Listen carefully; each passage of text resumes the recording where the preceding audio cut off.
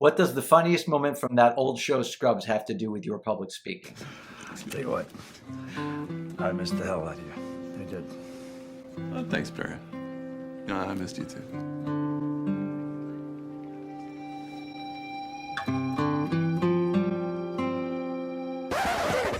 Yes!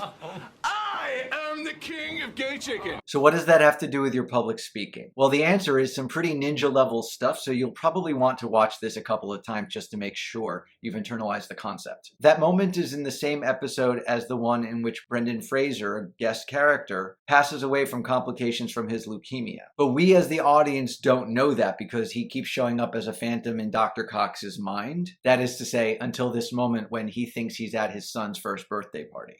Crying babies covered in chocolate, people singing happy birthday to my son who've never even met him before, you know, the whole routine.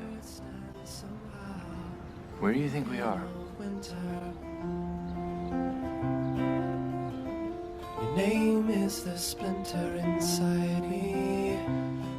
But here's where the ninja level stuff comes into play. A lot of speakers are under the mistaken impression that their talk needs to either be serious or it needs to be funny. That some topics are too heavy for comedy, or that if you bring a serious note to your otherwise funny talk, that it might compromise the integrity of that humor. But neither of these things are true. While everything, of course, needs to be mindfully and intentionally executed, your greatest likelihood for having an impact on your audience is if you marry the serious with the comic. This might mean starting off your talk in a rather funny and playful tone, but then as the talk goes on, you introduce other pieces that makes the audience realize, oh, this is actually very serious. Or you could start on a serious tone with some sort of serious story and then interject some sort of humor further along. Admittedly, that second model is a lot more ambitious because if people are framed for something serious and then you make a joke, that joke really, really needs to be on point. Otherwise, it could look like you've crossed the line. This is why the Scrubs model is worth revisiting. It starts with the funny and the light, and then it ends on a serious note. But either way, if you marry the serious with the comic, your talk will be wholly and completely unforgettable. Sometimes you can up-level as a speaker through these larger, more ambitious concepts, and sometimes all it takes are some simple tweaks. But make sure to follow in order to get both.